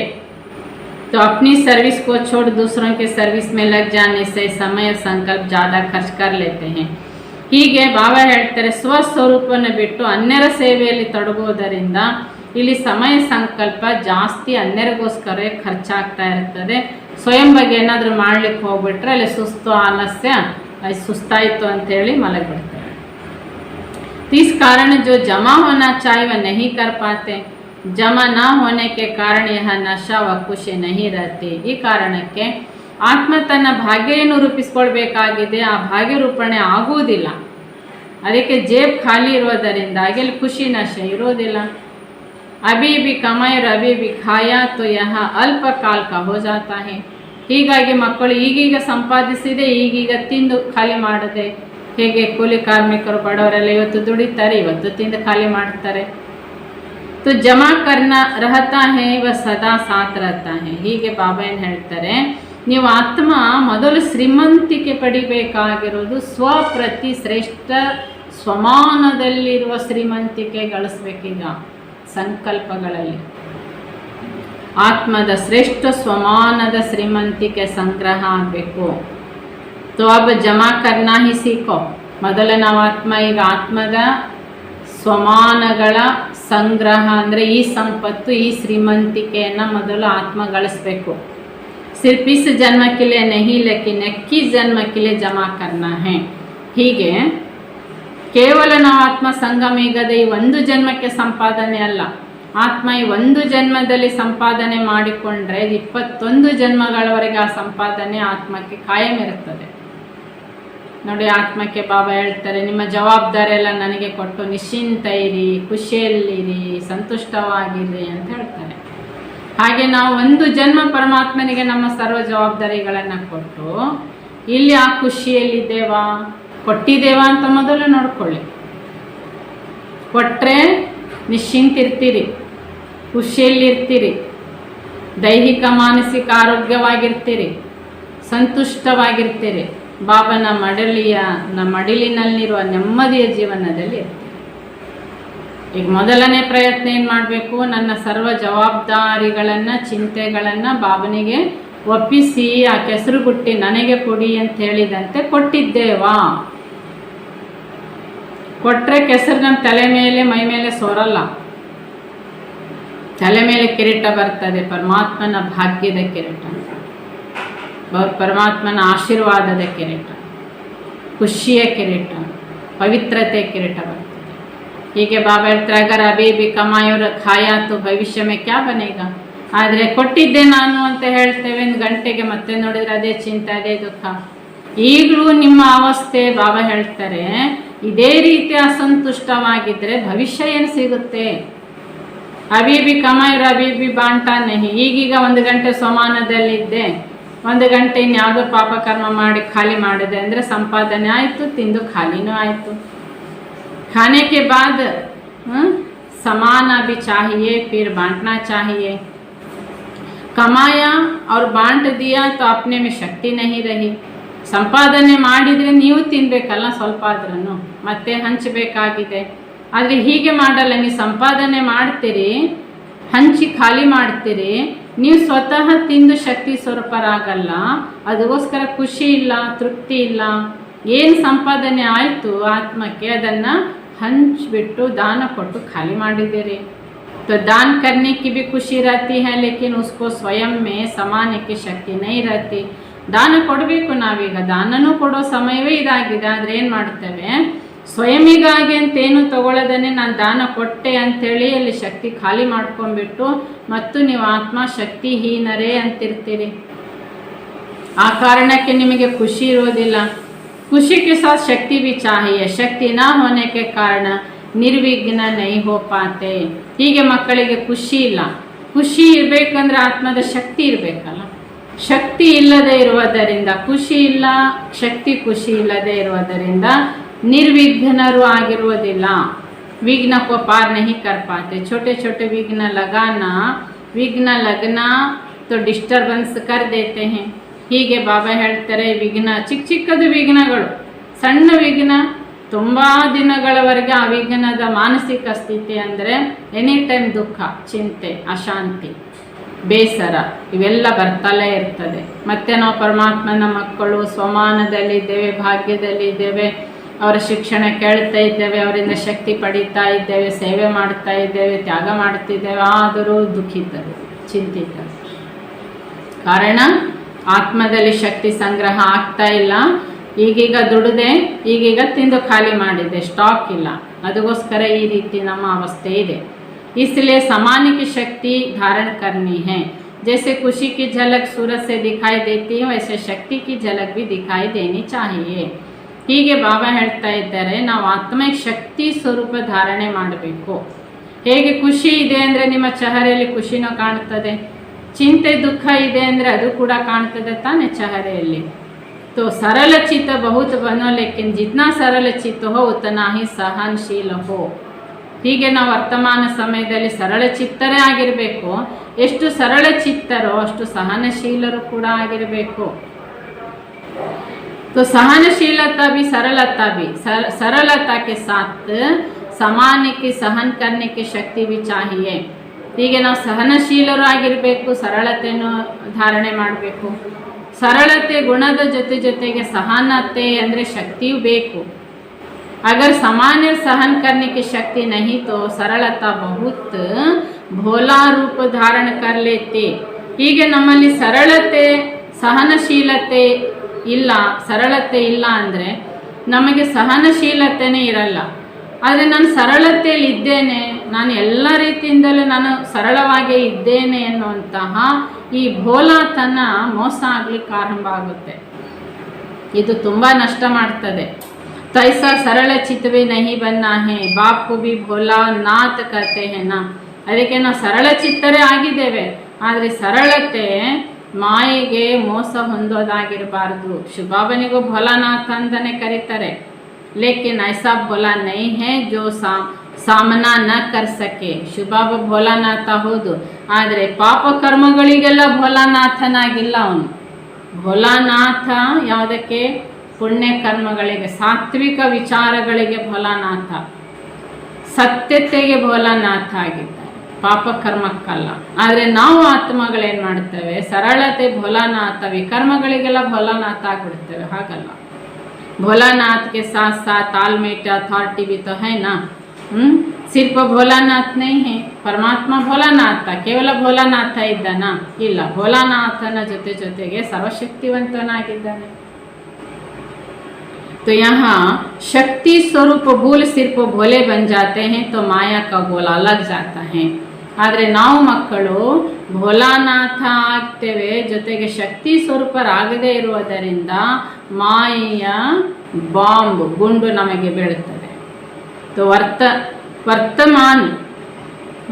वर्तमान समय भोलानाथ के कारण माया का गोला ज़्यादा लग रहा है.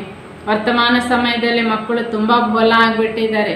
ಜ್ಞಾನ ಇದ್ರೂ ಮಕ್ಕಳು ಮಾಯೆಗೆ ವಶರಾಗ್ತಾ ಇರೋದೇನೆಂದರೆ ಮಕ್ಕಳ ಭೋಲಾತನ ದೇಹದ ಸ್ವರೂಪದಲ್ಲೇ ಇದೆ. तो ऐसा शक्ति स्वरूप बनना है जो माया सामना करने के पहले ही ನಮಸ್ಕಾರ ಕರ್ಲೆ. ನಾವು ಆತ್ಮ ಇಷ್ಟು ಶಕ್ತಿ ಸ್ವರೂಪರಾಗಬೇಕಾಗಿದೆ.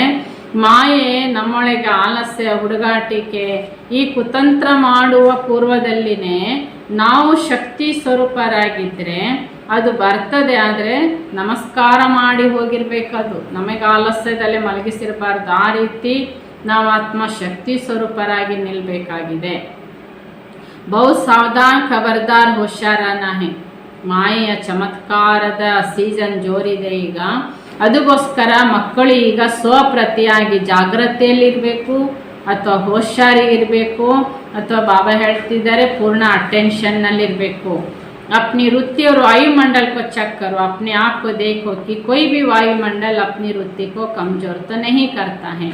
ಹೀಗೆ ನಮ್ಮ ವೃತ್ತಿ ಮತ್ತು ವಾಯುಮಂಡಲ ಚೆಕ್ ಮಾಡ್ಕೋಬೇಕಾಗಿದೆ. ಯಾಕೆಂದರೆ ಬಾಬಾ ಹೇಳ್ತಾರೆ ವಾಯುಮಂಡಲ ಯಾವ ರೀತಿಯೇ ಇರಲಿ, ಅಶುದ್ಧ, ಶಾಂತಿ, ದುರ್ಬಲ, ವಾತಾವರಣ ಸರಿ ಇಲ್ಲ, ಹೇಗೆ ಇರಲಿ, ನೀವು ಆತ್ಮ ನಿಮ್ಮ ಬುದ್ಧಿಯೊಳಗೆ ಶುದ್ಧ ದೃಶ್ಯಗಳನ್ನು ಇಟ್ಕೊಳ್ಳಿ. ಇದಕ್ಕೆ ಹೇಳಾಗುತ್ತೆ ಶುದ್ಧ ವೃತ್ತಿ, ಶುದ್ಧ ಬುದ್ಧಿ ಅಂದರೆ ಪವಿತ್ರ ದೃಶ್ಯಗಳನ್ನು ಇಟ್ಕೊಳ್ಳಿ. ಅಯ್ಯೋ ವಾತಾವರಣ ಸರಿ ಇಲ್ಲ ಅಂತ ಸರಿ ಇಲ್ಲದ ವಾತಾವರಣದ ದೃಶ್ಯ ಬುದ್ಧಿಯಲ್ಲಿ ನೋಡೋದಲ್ಲ, ಅವ್ರು ಸರಿ ಇಲ್ಲ ಇವ್ರು ಸರಿ ಇಲ್ಲ ಅಂತ. ನನ್ನ ಬುದ್ಧಿ ಸರಿ ಇಟ್ಕೋಬೇಕಲ್ಲ. तो कैसा भी वायुमंडल हो लेकिन स्वयं की शक्तिशाली वृत्ति वायुमंडल और परिवर्तन में ला सकते हैं.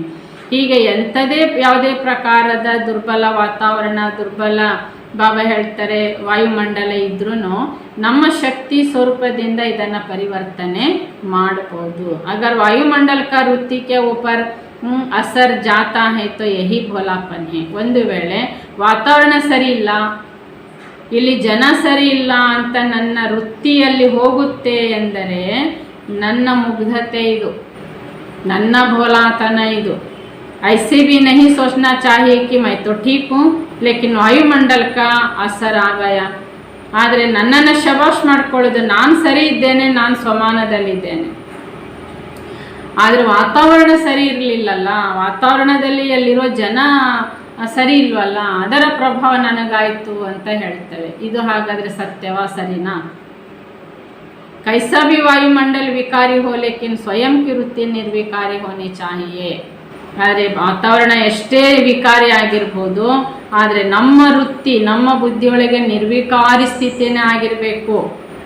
जब कहते हो हम पतित पावनी हैं, पतितों को पावन बनाने वाले हैं. जब आत्माओं को पावन बना सकते हो तो क्या वायुमंडल को पति से पावन नहीं बना सकते? ಬಾಬಾ ನಮಗೆ ಸ್ವಮಾನ ಕೊಟ್ಟಿದ್ದಾರೆ, ವರದಾನ ಕೊಟ್ಟಿದ್ದಾರೆ. ನೀವು ಆತ್ಮಗಳೇನಾಗಿದ್ದೀರಿ? ಮಾಸ್ಟರ್ ಪತಿತ ಪಾವನಿ.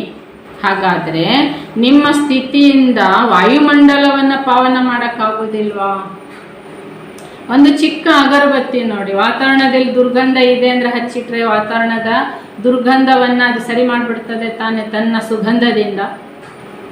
ಅದೇ ರೀತಿ ನಾವು ಆತ್ಮ ಪತಿತ ಪಾವನೆ ಆತ್ಮ ಪತಿತ ವಾಯುಮಂಡಲಕ್ಕೆ ವಶೀಭೂತರಾಗದೇನೆ ಪತಿತ ವಾಯುಮಂಡಲವನ್ನು ಪಾವನ ವಾಯುಮಂಡಲ ಮಾಡಲಿಕ್ಕಾಗೋದಿಲ್ವಾ ನಿಮ್ಮ ಪಾವನತೆ ಪ್ರಭಾವದಿಂದ? ಹಾಗೆ ಮಾಡದೇನೆ ಪತಿತ ವಾಯುಮಂಡಲಕ್ಕೆ ನೀವು ವಶೀಭೂತರಾಗಿ ವಾಯುಮಂಡಲ ಸರಿ ಇರಲಿಲ್ಲ ಅಂತ ದುರ್ಬಲತೆಯನ್ನು ಯಾಕೆ ನೀವು ಹೇಳ್ತೀರಾ? हर एक को ऐसा समझना चाहिए कि मुझे स्वयं को पावरफुल वृत्ति से जो भी अपवित्र व कमजोरी का वायुमंडल है उसको मिटाना है। ನಾವು ಪ್ರತಿಯೊಬ್ಬರು ಬಾಬನ ಮಕ್ಕಳಿಗೆ ಪ್ರತಿಜ್ಞೆಯನ್ನು ಮಾಡಬೇಕು. ವಾಯುಮಂಡಲ ದುರ್ಬಲ ಇದೆ, ವಾಯುಮಂಡಲದಲ್ಲಿ ಅಲ್ಲಿ ಅಕ್ಕಂದಿರು ಅಣ್ಣಂದಿರು ಅಥವಾ ಸರಿ ಇಲ್ಲ, ಇದನ್ನು ದೋರುವ ಬದಲಾಗಿ ನಮ್ಮ ಪಾವನ ಸ್ವರೂಪದಿಂದ ವ್ಯಕ್ತಿಗಳನ್ನಾಗಿರ್ಬೋದು ವಾಯುಮಂಡಲವಾಗಿರ್ಬೋದು ಪರಿವರ್ತನೆ ಮಾಡಬೇಕು ಅನ್ನೋ ಪುರುಷಾರ್ಥ ಮಾಡಿ.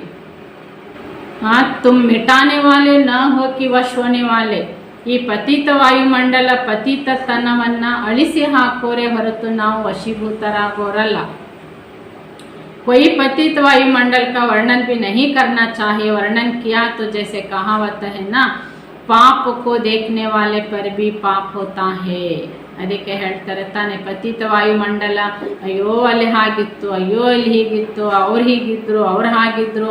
ನಿಮ್ಮ ನಾಲಿಗೆ ಹಗಲಿಡಿ ಎಷ್ಟು ಪತಿತತನದ ವರ್ಣನೆ ಮಾಡ್ತದೆ. ಬಾಬಾ ಎಷ್ಟು ಪಾವನತೆಯ ಸ್ವರ್ಗದ ಸಂಗಮಯುಗದ ಸುಂದರ ಸುಂದರ ದೃಶ್ಯಗಳನ್ನು ನಮ್ಮ ಮುಂದಿಟ್ಟಿದ್ದಾರೆ, ಅದರ ವಿವರಣೆ ಕೊಟ್ಟಿದ್ದಾರೆ. ಅದನ್ನು ವರ್ಣನೆ ಮಾಡ್ತದೆ ನಾಲಿಗೆ. ಪರಮಾತ್ಮನ ಮಕ್ಕಳು ಇಷ್ಟು ಶ್ರೇಷ್ಠ ಇದ್ದಾರೆ, ಸತ್ಯುಗದ ದೇವತೆಗಳು ಇಷ್ಟು ಶ್ರೇಷ್ಠ ಇರ್ತಾರೆ, ಅಲ್ಲಿ ವಾತಾವರಣ ಇಷ್ಟು ಶ್ರೇಷ್ಠ ಇರ್ತದೆ, ಅಲ್ಲಿ ವಾಯುಮಂಡಲ ಇಷ್ಟು ಪವಿತ್ರ ಇರ್ತದೆ. ಹೀಗೆ ವರ್ಣನೆ ನಮ್ಮ ನಾಲಿಗೆ ಪವಿತ್ರತೆಯ ಮಹಾನತೆ ವರ್ಣನೆ ಮಾಡ್ತದಾ? ಇಲ್ಲ. ಕಲಿಯುಗದ ಅಸುರಿ ವಾತಾವರಣ, ಅಸುರಿ ಮನುಷ್ಯರದ ವರ್ಣನೆ, ಅವ್ರು ಹೀಗೆ, ಅವ್ರು ಹೀಗೆ, ಅವ್ರು ಹೀಗೆ. ಬಾಬಾ ಹೇಳ್ತಾರೆ ನೋಡಿ, ನಿಮ್ಮ ನಾಲಿಗೆ ಎಷ್ಟು ಸಮಯ ಅನ್ಯರ ದುರ್ಗುಣ ಅಥವಾ ವಾಯುಮಂಡಲದ ವರ್ಣನೆ ಮಾಡ್ತದೆ ಅಂದರೆ ಅದಕ್ಕೆ ಒಂದು ಗಾದೆ ಇದೆ, ಮಾಡಿದವರ ಪಾಪ ಆಡಿದವರ ಬಾಯಲ್ಲಿ ಅಂತ. ಪಾಪ ಅನ್ಯರು ಮಾಡಿದರು, ಅದನ್ನು ಹೇಳ್ತಾ ಹೋದ್ರು ಎಲ್ಲರೂ. ಹಾಗಾದ್ರೆ ಅವ್ರ ನಾಲಿಗೆ ಪಾಪ ಮಾಡಿತ್ತು ತಾನೆ? ಕಣ್ಣು ನೋಡ್ತು, ನಾಲಿಗೆ ಆ ಪಾಪ ಹೇಳ್ತಾ ಹೋಯ್ತು, ಆದರೆ ಇದು ಪಾಪ ನನ್ನ ಖಾತೆಗೆ ಸೇರ್ತಾ ಇದೆ ಅಂತ ಕಲ್ಪನೆನೇ ಇಲ್ಲ ಆತ್ಮಗಳಿಗೆ. ಈ ಸೂಕ್ಷ್ಮ ಪಾಪ ಕರ್ಮಗಳು ಏರಿ ಏರಿ ಏರಿ ಏನಾಗುತ್ತೆ, ಅದೊಂದು ದೊಡ್ಡ ಗಂಟಾಗ್ಬಿಡ್ತದೆ. तो अगर कोई भी कमजोरी व पतित वायुमंडल का वर्णन भी करते हैं तो वह भी पाप है. ನೋಡಿ ಬಾಬಾ ಸೂಕ್ಷ್ಮ ಹೇಳ್ತಾರೆ, ಒಂದು ವೇಳೆ ವಾತಾವರಣ ಸರಿ ಇಲ್ಲ, ಇಲ್ಲಿ ಜನ ಸರಿ ಇಲ್ಲ ಅಂತ ನಾವು ಬಾರಿ ಬಾರಿ ವಾತಾವರಣ ಮತ್ತು ಅನ್ಯ ಸಹೋದರ ಸಹೋದರಿಯರ ದುರ್ಗುಣ ದುರ್ಬಲತೆಯನ್ನು ವರ್ಣನೆ ಮಾಡ್ತೇವೆ, ಎಷ್ಟೊತ್ತು ಮಾಡಿರ್ತೇವೆ ಅಷ್ಟು ಪಾಪ ನನ್ನ ಖಾತೆಗೆ. ಅವರು ಕೈಯಿಂದ ಮಾಡಿರ್ಬೋದು ಪಾಪ, ಮನಸ್ಸಿನಿಂದ ಅವರು ಮಾಡಿರ್ಬೋದು ಪಾಪ, ಆದರೆ ನಾನು ನಾಲಿಗೆಯಿಂದ ಪಾಪ ಮಾಡ್ತಿದ್ದೇನೆ ಅನ್ನೋದನ್ನು ಗಮನಿಸಿ. क्योंकि इस समय बाप को भूल जाते हैं. ಎಷ್ಟೊತ್ತು ಅಣ್ಣಂದರ ಅಕ್ಕಂದರ ಪಾಪ ಕರ್ಮವನ್ನು ಹೇಳ್ತಿರ್ತೇವೆ, ಅಷ್ಟೊತ್ತು ನಾನು ಬಾಬನನ್ನು ಮರೆತಿರುತ್ತೇನೆ. ಇದನ್ನ ನೆನ್ಪಿಟ್ಕೊಂಡಿರ್ರಿ ಅಂತಾರೆ ಬಾಬಾ. ಜಹಾ ಬಾ ಭೂಲ್ ಜಾತೆ ವಹಾ ಪಾಪ ಜರೂರ್ ಹೋತಾ ಹೈ. ಎಲ್ಲಿ ತಂದೆಯನ್ನು ಮರಿತೇವೆ ಅಲ್ಲಿ ಖಂಡಿತ ಪಾಪ ಆಗುತ್ತದೆ. बाप की याद होगी तो पाप नहीं होगा, इसलिए वर्णन भी नहीं करना चाहिए. ಬಾಬಾ ನೆನಪಿಲ್ಲ ಅಂದರೆ ಪಾಪ ಖಂಡಿತ ನಮ್ಮ ನಾಲಿಗೆ ಅದೇ ಜಪ ಮಾಡ್ತಿರ್ತದೆ. ಅವ್ರು ಹೀಗೆ ಮಾಡಿದ್ರು, ಅವ್ರು ಹೀಗೆ ಮಾಡಿದ್ರು, ಅವ್ರು ಹೀಗೆ ಮಾಡಿದ್ರು. ಮನಸ್ಸಿನಲ್ಲಿಯೂ ಅದೇ, ಮಾತಿನಲ್ಲಿಯೂ ಅದೇ, ಕರ್ಮದಲ್ಲಿನೂ ಅದೇ. ಅವರು ಒಂದೇ ಮಾಡಿರ್ತಾರೆ, ನಾವು ಮೂರು ಮಾಡಲಿಕ್ಕೆ ಆರಂಭ ಮಾಡುತ್ತೇವೆ, ಮನವಚನ ಕರ್ಮ.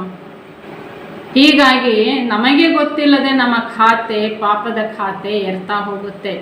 ಬಾಬಾ ಇದನ್ನು ಆದೇಶ ಕೊಟ್ಟಿದ್ದಾರೆ, ಅವ್ರು ಮಾಡಿದ ತಪ್ಪನ್ನು ಹೇಳ್ತಾ ಕೂತ್ಕೊಳ್ರಿ ಅಂತ. ಬಾಬನ ಆದೇಶ ಏನಿದೆ? ನೀವು ಆತ್ಮ ನನ್ನ ನೆನಪನ್ನು ಮಾಡಿ ಅಂತ. ಈ ಆದೇಶದ ಪಾಲನೆ ಉಲ್ಲಂಘನೆ ಆಗ್ತಾ ಇದೆ. इसलिए ज्ञान रत्नों के और कोई एक शब्द भी व्यर्थ नहीं निकलना चाहिए. ಬಾಬನ ಆದೇಶ ಏನಿದೆ? ನಮ್ಮ ಮನಸ್ಸಿನಲ್ಲಿ ಮತ್ತು ಮಾತಿನಲ್ಲಿ ಜ್ಞಾನ ರತ್ನಗಳ ಹೊರತಾಗಿ ಒಂದು ವ್ಯರ್ಥ ಶಬ್ದ ಬರಬಾರ್ದು. इसलिए वायुमंडल का वर्णन करना है, यह भी व्यर्थ हुआ ना. जहाँ व्यर्थ है वहाँ समर्थ की स्मृति नहीं. ಆದ್ದರಿಂದ ವಾಯುಮಂಡಲ ನಮ್ಮದು ವ್ಯರ್ಥ ಹೋಗಬಾರ್ದು, ವ್ಯರ್ಥ ವರ್ಣನೆ ನಮ್ಮ ಮಾತಿನಲ್ಲಿ ಆಗಬಾರ್ದು. ಈ ಮಾತಿನ ಸ್ಮೃತಿ ಇಟ್ಕೊಳ್ಳಿ. समर्थ की स्मृति में रहते हुए कोई भी बोल बोलेंगे तो व्यर्थ नहीं निकलेगी, ज्ञान रतन ही निकलेंगे. ಅದಕ್ಕೆ ವ್ಯರ್ಥ ಬಾಬಾ ಹೇಳ್ತಾರೆ, ಸಮರ್ಥ ಸ್ಮೃತಿ ಇದ್ದಾಗ ಮಾತು ವ್ಯರ್ಥ ಬರೋದೇ ಇಲ್ಲ. ಅಲ್ಲಿ ಏನು ಹೇಳಿದ್ರು ಬಾಬಾ ಹೇಳಿದೆ ಹೇಳ್ತೇವೆ ಅಂತ ಹೇಳ್ತಾರೆ. ಬಾಬನಿಗಷ್ಟು ಗ್ಯಾರಂಟಿ ಇದೆ. ಸ್ವಸ್ಮೃತಿಯಲ್ಲಿ ಸ್ವಮಾನದಲ್ಲಿ ಇರುವಂತಹ ಮಕ್ಕಳ ಮಾತು ಜ್ಞಾನ ರತ್ನಗಳ ಮಾತೇ ಆಗಿರುತ್ತೆ. तो रुत्ती को बोल को भी चेक करो. कई ऐसे भी समझते हैं कि कर्म कर लिया, पश्चाताप कर लिया, ಮಾಫಿ ಮಾಂಗ್ಲಿ छुट्ತೋಗೈ. ಅದಕ್ಕೆ ಬಾಬಾ ಹೇಳ್ತಾರೆ ಇಲ್ಲಿ ನಮ್ಮ ವೃತ್ತಿ ಮತ್ತು ಮಾತನ್ನು ಚೆಕ್ ಮಾಡ್ಕೋಬೇಕು. ಕೆಲವರು ಏನು ಹೇಳ್ತಾರೆ, ಕೆಲವರು ಹೀಗೆ ತಿಳ್ಕೊಂಡಿದ್ದಾರೆ, ನಾನಂತೂ ಆ ಪಾಪಕರ್ಮ ಮಾಡಲಿಲ್ಲ ಅಥವಾ ಪಾಪಕರ್ಮದ ಬಗ್ಗೆ ನಾನು ಪಶ್ಚಾತ್ತಾಪ ಪಟ್ಟಿದ್ದೇನೆ, ನಾನು ಕ್ಷಮೆ ಕೇಳಿದ್ದೇನೆ, ಕ್ಷಮೆ ಮಾಡಿದ್ದೇನೆ, ಅಲ್ಲಿಗೆ ನನ್ನ ಪಾಪ ಬಿಡುಗಡೆ ಆಯಿತು ಅಂತಲೇ ತಿಳಿದಿರ್ತಾರೆ. ಲೇಕಿನ್ ನಹಿ, ಆದರೆ ಬಾಬಾ ಹೇಳ್ತಾರೆ ಹೀಗಿಲ್ಲ. कितना भी कोई माफ़ी ले लेवे, लेकिन जो कोई पाप कर्म व व्यर्थ कर्म भी हुआ तो उसका निशान मिटता नहीं. ಅದಕ್ಕೆ ಯಾವುದೇ ಪ್ರಕಾರದ ಮಾಫಿಯನ್ನು ಕ್ಷಮೆಯನ್ನು ಕೇಳಿರ್ಬೋದು, ಕೊಟ್ಟಿರ್ಬೋದು, ಆದರೆ ಪಾಪ ಕರ್ಮ ಎಂಬ ವ್ಯರ್ಥ ಕರ್ಮ ಎಂಬ ಬೀಜ ಬಿತ್ತನೆ ಆಗಿಬಿಟ್ಟಿದೆ. ಅದು ಕ್ಷಮೆ ಕೇಳಿದ್ರು ಕ್ಷಮೆ ಮಾಡಿದ್ರು ಬೀಜ ಬಿತ್ತನೆ ಆಗಿರುವುದರಿಂದಾಗಿ ಅದರ ಫಲ ಖಂಡಿತ ಬರುತ್ತೆ. ಅಂದರೆ ಈಗ ನಾವು ಎಲ್ಲೋ ಕೈಗೆ ಕಾಲಿಗೆ ಗಾಯ ಆಗಿದೆ ಅಂದರೆ ಎಷ್ಟು ಸಮಯ ಆದರೂ ಗಾಯದ ಕುರುಹು ಇರ್ತದಲ್ಲ, तो निशान पड़ ही जाता है, रजिस्टर साफ स्वच्छ नहीं होता. ಕ್ಷಮೆ ಮಾಡಿದ್ರು ಕೇಳಿದ್ರು ಕೂಡ ಬಾಬಾ ಹೇಳ್ತಾರೆ ಖಾತೆ ಸ್ವಚ್ಛ ಆಗಿರೋದಿಲ್ಲ, ಖಾತೆಯೊಳಗೆ ಆ ಪಾಪಕರ್ಮದ ರೆಕಾರ್ಡಿಂಗ್ ಇದ್ದೇ ಇರುತ್ತೆ. इसलिए ऐसे भी नहीं कहना कि हो गया माफ़ी ले ली, इस ರೀತಿ ರಸಂ को भी नहीं अपनाना. ಸಂಗಮಯುಗದಲ್ಲಿ ಬಾಬಾ ಹೇಳ್ತಾರೆ ನಾನು ತಪ್ಪು ಮಾಡಿದೆ, ಕ್ಷಮೆ ಕೇಳಿದ್ದೇನೆ, ಕ್ಷಮೆ ಮಾಡಿದ್ದೇನೆ ಅಂತ ಇದೇ ಪದ್ಧತಿಯನ್ನು ಅಳವಡಿಸ್ಕೊಂಡು ಸಾಗೋದಲ್ಲ. ತಪ್ಪು ಮಾಡೋದು ಕ್ಷಮೆ ಕೇಳೋದು, ತಪ್ಪು ಮಾಡೋದು ಕ್ಷಮೆ ಮಾಡೋದು, ಇದಲ್ಲ ಅಂತಾರೆ ಬಾಬಾ. तो अपना कर्तव्य है संकल्प में, वृत्ति में, स्मृति में भी कोई पाप का संकल्प ना आए.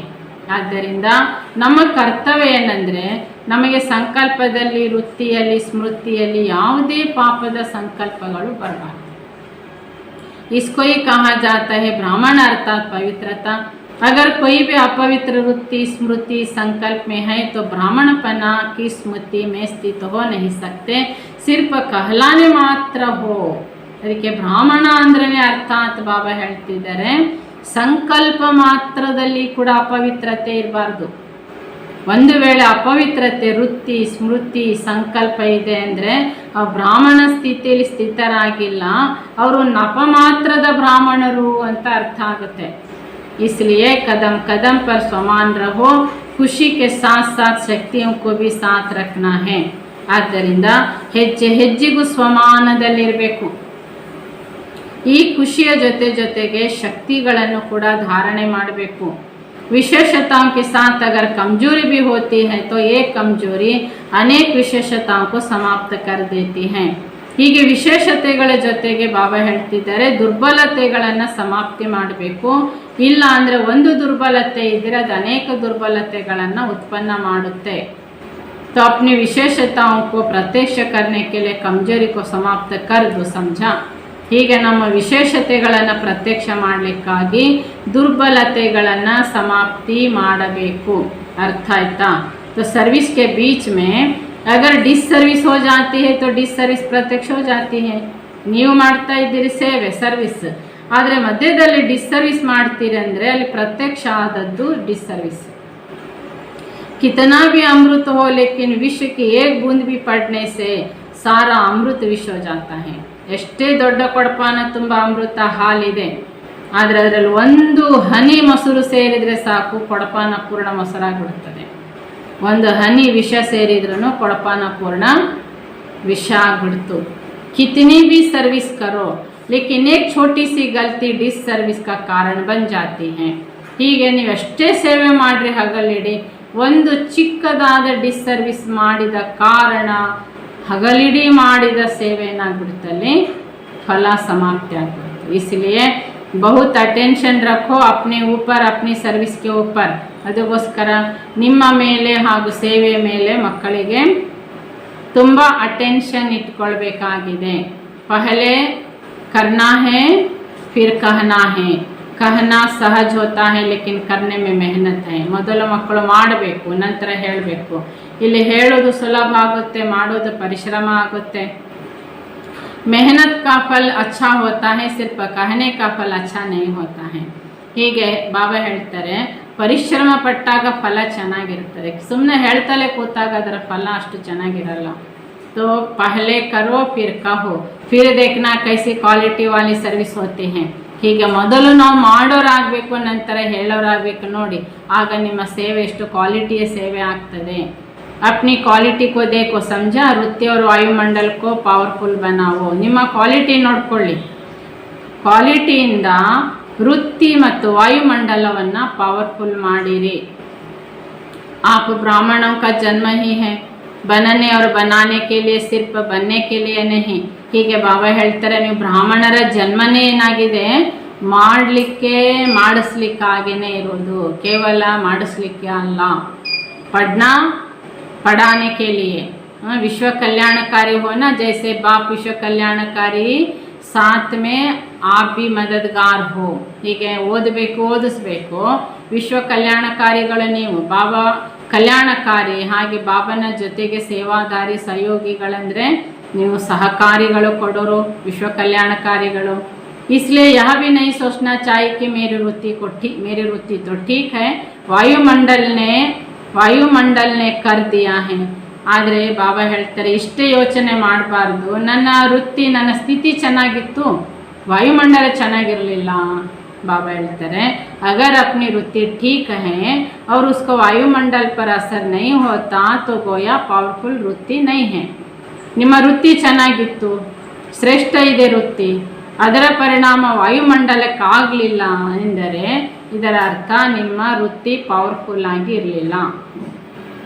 पावरफुल चीज का प्रभाव आसपास जरूर पड़ता है, या छिप नहीं सकता. ಹೀಗೆ ಶಕ್ತಿಶಾಲಿಯಾಗಿದ್ದ ವಸ್ತುವಿನ ಪ್ರಭಾವ ಅಲ್ಲಿ ವಾತಾವರಣದ ಮೇಲೆ ಖಂಡಿತ ಇರ್ತದೆ, ಅಡಗಿಕೊಂಡಿರಲ್ಲ.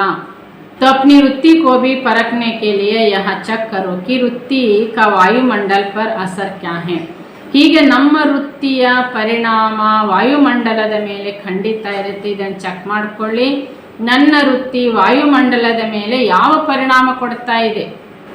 तो वायुमंडल अगर और दिखाई देता तो समझना चाहिए अपनी वृत्ति में भी कमजोरियां हैं.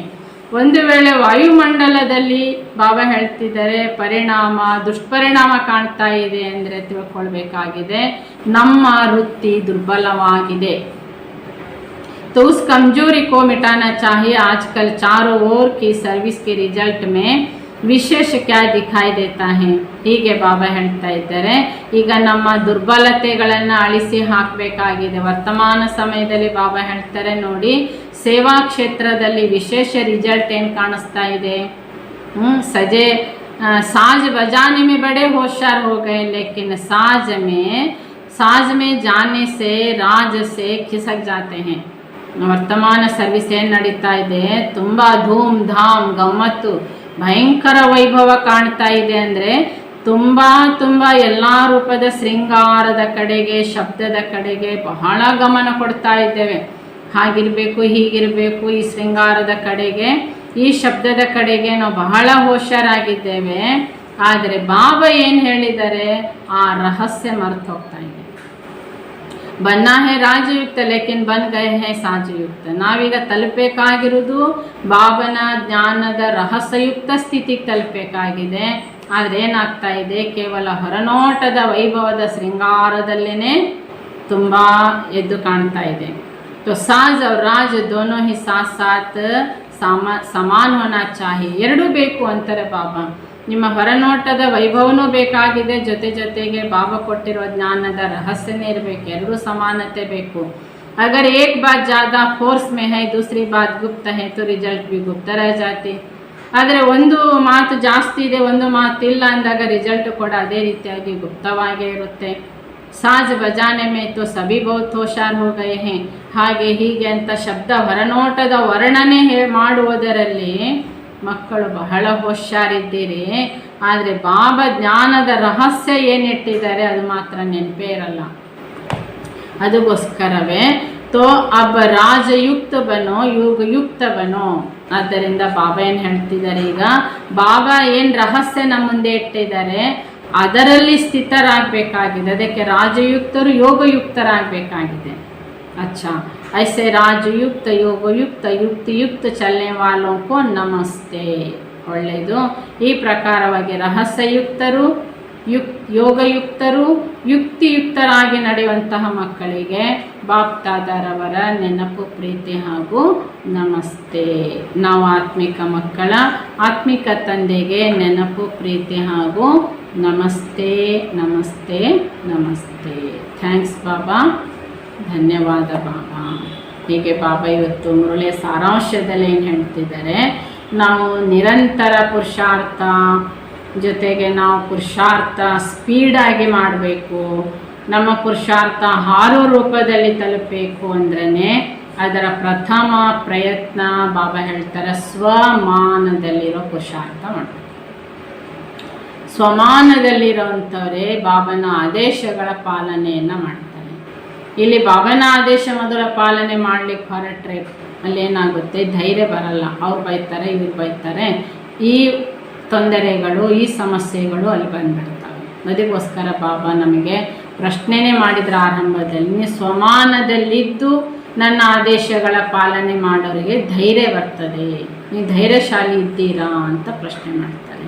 ಅದಕ್ಕೀಗ ನಾವು ಪ್ರತಿದಿನ ಪ್ರಯತ್ನ, ಅಭ್ಯಾಸ ಏನು ಮಾಡಬೇಕಾಗಿದೆ, ಸ್ವಮಾನದಲ್ಲಿ ಅಮೃತ ವೇಳೆಯಿಂದ ಹಿಡಿದು ರಾತ್ರಿವರೆಗೆ ಆತ್ಮ ತನ್ನ ಸ್ವಮಾನದಲ್ಲೇ ಇದ್ದು ಕರ್ಮ ಮಾಡಬೇಕು, ಸ್ವಮಾನದಲ್ಲಿದ್ದೇ ಸೇವೆ ಮಾಡಬೇಕು. ಅದಕ್ಕೀಗ ನಾವು 1 ನಿಮಿಷ ಆತ್ಮದ ಸ್ವಮಾನ ಅಭ್ಯಾಸ ಮಾಡುತ್ತಾ ನಂತರ ಓಂಕಾರ ಹೇಳೋಣ.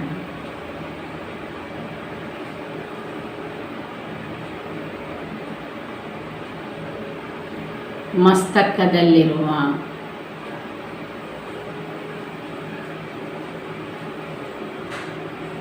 ಪವಿತ್ರವಾದ ಪ್ರಕಾಶ ಜ್ಯೋತಿ ನಾನು.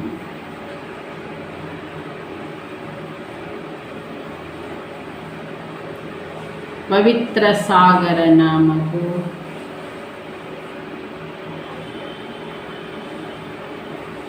ಪವಿತ್ರ ಸಾಗರನ ಪವಿತ್ರ ಕಿರಣಗಳ ಅಡಿಯಲ್ಲಿರುವ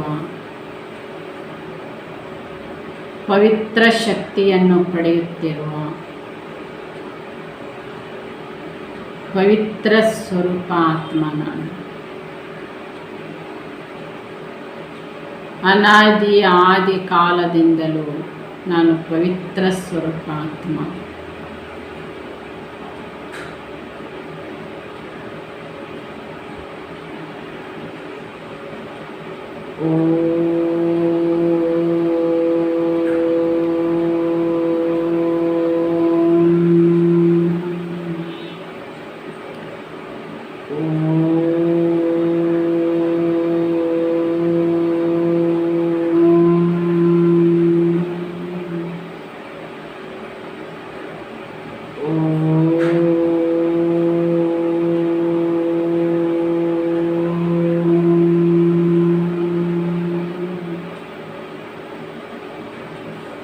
ಓಂ ಶಾಂತಿ, ಓಂ ಶಾಂತಿ.